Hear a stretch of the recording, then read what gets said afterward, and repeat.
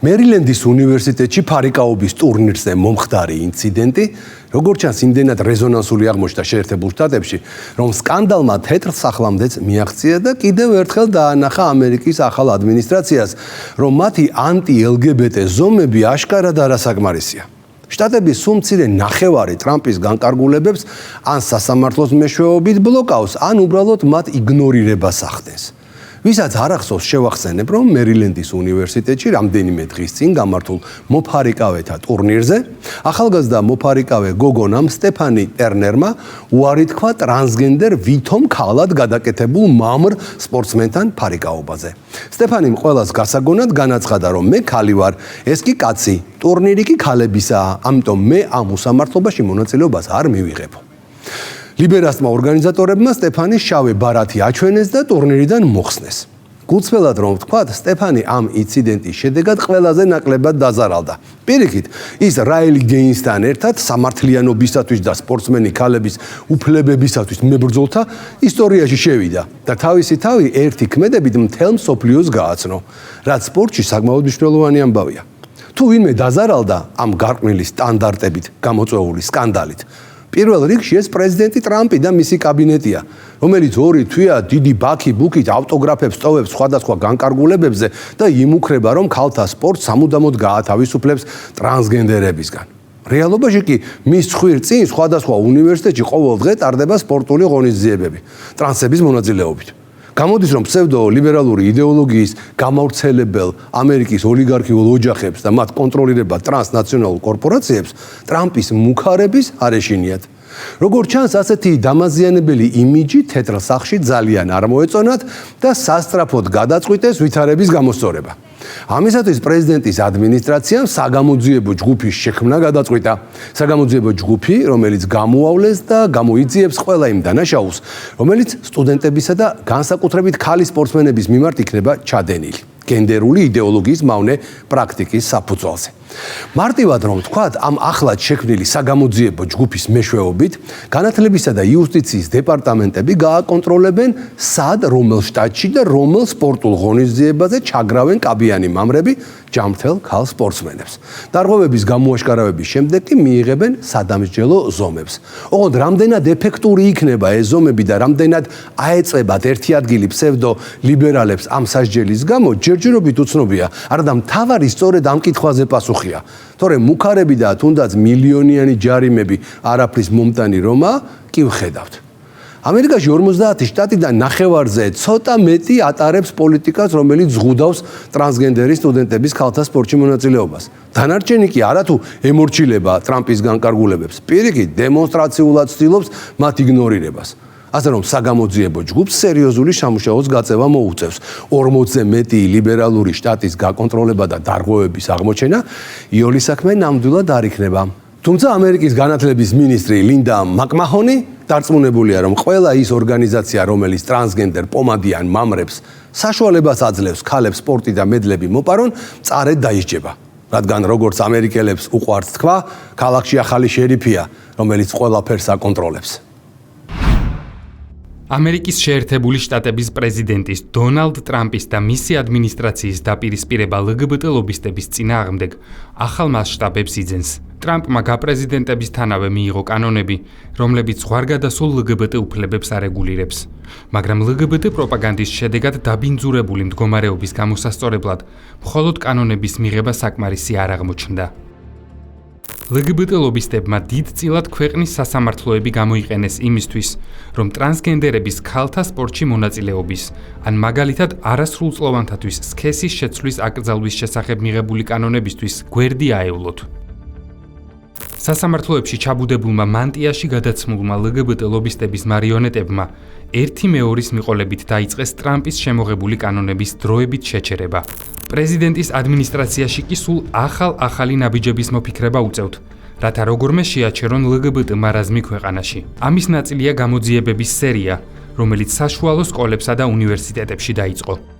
აშშ-ის განათლების დეპარტამენტი კალიფორნიის საშუალო სკოლის სპორტის ფედერაციის მიმართ გამოძიებას მისი პოლიტიკის გამოიწყებს. სკოლა დონალდ ტრამპის გამოცემული აკრძალვის მიუხედავად საშუალებას აძლევს ტრანსგენდერ მოსწავლე სპორტსმენებს გოგონების კატეგორიაში მიიღონ მონაწილეობა. საქმე იმაშია, რომ ფედერალურმა მოსამართლემ დროებით შეაჩერა პრეზიდენტ ტრამპის აღმასრულებელი ბრძანება. მათ შორის ისიც, რომელიც ზღუდავს ტრანსგენდერი ახალგაზრდებისთვის სამედიცინო მომსახურებას. აშიშის ოლქის მოსამართლე ბრენდან ჰერსონმა სასამართლო მოსმენაზე განაცხადა, რომ ტრანსგენდერი ადამიანებისთვის სამედიცინო მკურნალობის შეჩერება უზომოდ სახიფათოა. ეს არის ჯგუფი, რომელსაც ყველაზე მაღალი მაჩვენებელი აქვს თვითმკვლელობის, სიღარიბის, უმუშევრობისა და ნარკოდამოკიდებულების თვალსაზრისით. დონალდ ტრამპს დიდი წინააღმდეგობა შეხვდა LGBT ლობისგან. გაუთავებელი სასამართლოები და მისი აღმასრულებელი ბრძანებების მუდმივი დაუმორჩილებლობა. ასეთ სცენარს დიდი ალბათობით პრეზიდენტი თავადაც არ ელოდა. შედეგად ტრამპმა განათლების დეპარტამენტს დაავალა Title IX-ზე იგივე მე-9 კარზე დაყრდნობით გამოძიების დაწყება კალიფორნიისა და მინესოტას საშუალო სკოლების სპორტის მმართველი ორგანოების მიმართ. მე-9 კარი წარმოადგენს ფედერალურ სამოქალაქო უფლებების კანონს, რომელიც კრძალავს სქესზე დაფუძნებულ დისკრიმინაციას იმ სკოლებსა და უნივერსიტეტებში, რომლებიც ფედერალურ დაფინანსებას იღებენ. სიეტლში გაიმართება ცალკე მოსმენა, სადაც ვაშინგტონის, მინესოტასა და ორეგონის შტატების გენერალური პროკურორები წარადგენენ არგუმენტებს, რომ ტრამპის ბრძანება ტრანსმოზარდებისთვის მკურნალობის შეზღუდვაზე წარმოადგენს თავდასხმას ტრანსგენდერ ახალგაზრდებზე და მათ ოჯახებზე. დიახ, ცალკეული შტატების პროკურორებიც კი უპირისპირდებიან ტრამპს, რომ დაასრულოს ქვეყანაში LGBT აღვირახსნილობა. შედეგად, რამდენად ეფექტური იქნება სკოლების წინააღმდეგ გამოძიების დაწყება, ამას დრო აჩვენებს. კალიფორნიის საშუალო სკოლის ფედერაციაში, რომელიც შტატის 1500-ზე მეტ სკოლაში ზედამხედველობას უწევს სპორტულ საქმიანობას, გამოძიება მას შემდეგ დაიწყო, რაც ფედერაციამ The Times გაუგზავნა განცხადება, რომელშიც ნათლად გამოხატა, რომ მისი პოლიტიკა საშუალებას აძლევს ტრანსგენდერებს მიიღონ მონაწილეობა გოგონების სპორტულ კატეგორიაში. ფედერაციას აქვს მიზანი შესთავაზოს მოსწავლეებს კუთვნილების, ურთიერთდაკავშირებისა და სპორტულ კონკურენციაში მონაწილეობის შესაძლებლობა კალიფორნიის კანონთან შესაბამისობაში. ეს ნიშნავს, რომ მოსწავლეებს შეუძლიათ მონაწილეობა მიიღონ სასკოლო პროგრამებში და აქტივობებში, მათ შორის სპორტულ ღონისძიებებში, საკუთარი გენდერული იდენტობის შესაბამისად, მიუხედავად იმისა, რა სქესია მითითებული მათ საბუთებში. პარალელურად ტრამპის ადმინისტრაციამ ნაციონალურ კოლეჯთა სპორტულ ასოციაციას და საშუალო სკოლების ასოციაციებს მოუწოდა ჩამოერთვათ ტრანსგენდერ სპორტსმენებს ტიტულები და ჯილდოები. კოლეჯთა სპორტული ასოციაცია აღმოჩნდა ის იშვიათი გამონაკლისი, რომელიც არ უწევს წინააღმდეგობას ქალთა სპორტის გაჯანსაღებას ამერიკაში და მათ განაცხადეს, რომ დაემორჩილებიან ტრამპის ბრძანებას, რომელიც უკრძალავს ტრანსგენდერ ქალ სპორტსმენებს გოგონათა გუნდებში თამაშს. ჩვენ მტკიცედ მიგვაჩნია, რომ კაფიო თანმიმდევრული და ერთიანი სტანდარტების საუკეთესო გზაა თანამედროვე სტუდენტი სპორტსმენებისთვის, ვიდრე შტატებში არსებული წინააღმდეგობრივი კანონები და სასამართლო გადაწყვეტილებები. განაცხადა სპორტული ასოციაციის პრეზიდენტმა ჩარლი ბეიკერმა. მისივე თქმით, ამ თვალსაზრისით პრეზიდენტ ტრამპის ბრძანება ქმნის მკაფიო ეროვნულ სტანდარტს, მაგრამ ორგანიზაცია ყოველთვის ამ აზრზე არ იყო. ბაიდენის ადმინისტრაციის დროს სულ სხვანაირად ფიქრობდნენ. ჩვენ მტკიცედ უჭერთ მხარს ტრანსგენდერ სტუდენტ სპორტსმენებს და სამართლიანობის უზრუნველყოფას კოლეჯების სპორტულ ღონისძიებებში. თქვა იმდროინდელმა მმართველი საბჭოს თავმჯდომარემ ჯონ დეჯოიამ. აშიშის განათლების დეპარტამენტმა გამოძიება დაიწყო პორტლენდის სკოლების წინააღმდეგაც. პორტლენდის საჯარო სკოლების ადმინისტრაცია ფედერალური სამოქალაქო უფლებების გამოძიების სამიზნე მას შემდეგ აღმოჩნდა, რაც გაირკვა, რომ ტრანსგენდერმა სპორტსმენმა გოგონათა შორის სირბილში გამართულ შეჯიბრში მიიღო მონაწილეობა. როგორც ირკვევა, პორტლენდის სკოლამ და სპორტულმა ასოციაციამ დაუშვა, რომ ტრანსგენდერ სპორტსმენს მიიღო მონაწილეობა 19 მარტის შეჯიბრში, გოგონათა შორის, სადაც მან პირველი ადგილი მოიპოვა 2 დისციპლინაში. ასევე ცნობილი გახდა, რომ სპორტსმენს გოგონების გასახდელი სარგებლობის უფლებაც ჰქონდა. ფედერალური გამოძიება დაიწყო მას შემდეგ, რაც დაფიქსირდა საჩივარი, რომელშიც ნათქვამია, რომ აღნიშნულმა სპორტსმენმა, რომელიც დაიბადა როგორც მამაკაცი, მონაწილეობდა გოგონათა შეჯიბრებში. თანაც ბოლო 2 წლის განმავლობაში ამავე მონაცემების მიხედვით, მან 200 და 400 მეტრიან გარბენში პირველი ადგილი დაიკავა, როგორც შარშან, ისე წელს. განათლების დეპარტამენტის სამოქალაქო უფლებების ოფისის ხელმძღვანელის მოვალეობის შემსრულებელმა კრეიგ ტრეინორმა განაცხადა: ჩვენ არ დაუშვებთ, რომ პორტლენდის საჯარო სკოლების სისტემა ან სხვა ნებისმიერი დაწესებულება, რომელიც იღებს ფედერალურ დაფინანსებას, დაარღვიოს ის ანტიდისკრიმინაციული გარანტიები, რაც კანონით ეკუთვნის ქალებსა და გოგონებს. სამოქალაქო უფლებების ოფისი გამოიყენებს ყველა კანონიერ საშუალებას, რათა არც ერთ ქალ სპორტსმენს არ წაერთვას თანასწორობა ან დამსახურებული აღიარება. პორტლენდის სკოლის ზედამხედველმა კიმბერლი არმსტრონგმა თქვა, რომ სკოლა გამოძიებასთან თანამშრომლობს. მიუხედავად იმისა, რომ ამ ეტაპზე თემის სენსიტიური ხასიათის და მოსწავლის კონფიდენციალურობის დაცვის ვალდებულებების გამო შეზღუდული ვარ, მინდა მკაფიოდ ვთქვა, ჩემი და ჩვენი სკოლის სისტემის ვალდებულებაა და ყველაფერს ვაკეთებთ ჩვენი ყველაზე დაუცველი მოსწავლეების დასაცავად. განათლების დეპარტამენტში განაცხადეს, რომ ასევე დაიწყო გამოძიება სან-ხოსეს უნივერსიტეტში შესაძლო დარღვევების გამო. ასევე საქმეში ფიგურირებენ პენსილვანიის უნივერსიტეტი და მასაჩუსეტსის სპორტული ასოციაცია. გამოძიებების სერია დიდი ალბათობით დროში გაიწელება. ამასობაში კი ამერიკაში მორიგი ინციდენტი ტრანსპორტსმენის მონაწილეობით 30 მარტს დაფიქსირდა, სადაც ქალი მოფარიკავე სტეფანი ტერნერი კაბიან კაცს რედმონდ სალივანს უნდა დაპირისპირებოდა. ტერნერმა პროტესტის ნიშნად მოიხსნა ნიღაბი და მუხლი მოიდრიკა ტრანსგენდერ მოწინააღმდეგე რედმონდ სალივანთან დაპირისპირებამდე. საჯმა ქალ სპორტსმენს შავი ბარათი უჩვენა, რაც ტურნირიდან დისკვალიფიკაციას ნიშნავს და გამარჯვებულად ტრანსი გამოაცხადა. ამერიკის ფარიკაობის ასოციაციამ მომხდარზე განაცხადა, რომ მათი პასუხისმგებლობაა უზრუნველყონ ყველა სპორტსმენის თანასწორ პირობებში მონაწილეობა.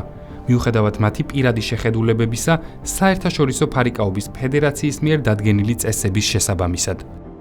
ქალების სპორტში ტრანსგენდერების მონაწილეობა, რომლებიც სინამდვილეში ფიზიკურად მეტად ძლიერები არიან ვიდრე ნამდვილი ქალები, ორგანიზატორებისთვის პრობლემას არ წარმოადგენს და მათი აზრით ეს არის ეგრეთ წოდებული თანაბარი პირობები ყველასთვის. სტეფანი ტერნერის შეჯიბრიდან მოხსნის გამო ფარიკაობის ასოციაციის წინააღმდეგ გამოძიება დაიწყო ტეხასის გენერალურმა პროკურორმა კენ პაქსტონმა. საგამოძიებო მოქმედებები ტეხასის შტატის კანონმდებლობის შესაძლო დარღვევების საფუძველზე მიმდინარეობს.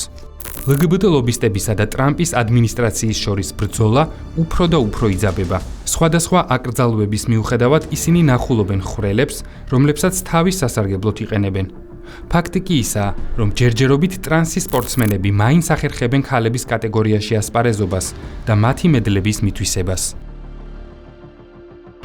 შერიფი კი ახალი, მაგრამ როგორც ხედავთ, მისი პატივისცემა შეერთებულ შტატებში ბევრს არ აქვს. LGBT გარყვნილების პროპაგანდისტები მათ წინააღმდეგ მიმდინარე კამპანიას ფულის ტყუილად ხარჯვას უწოდებენ და უტიფრად ერწმუნებიან, რომ ვითომ ქალებად გადაკეთებულ მამრებს უნდა ჰქონდეთ სრული უფლება რინგზე თუ ტატამზე ცემონ და დაასახიჩრონ ჯანმრთელი ქალები. თან მხოლოდ იმიტომ, რომ როგორმე დაამტკიცონ არარსებული გენდერული მრავალფეროვნების მართებულობა.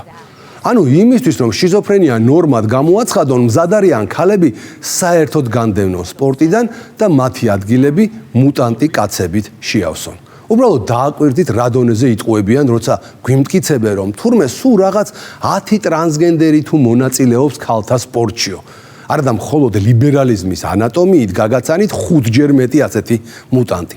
მაგრამ მთავარი აქ ისაა, რომ თუნდაც 10 კუნთმაგარი მამაკაცის მიერ დაჩაგრული ქალები, წართმეული 10 ოქროს მედალი და განადგურებული ქალთა სპორტის 10 სახეობა ამ გადაგვარებული აზროვნების მქონე ადამიანებს ეცოტავებათ და განსახილველ თემადაც არ მიაჩნიათ.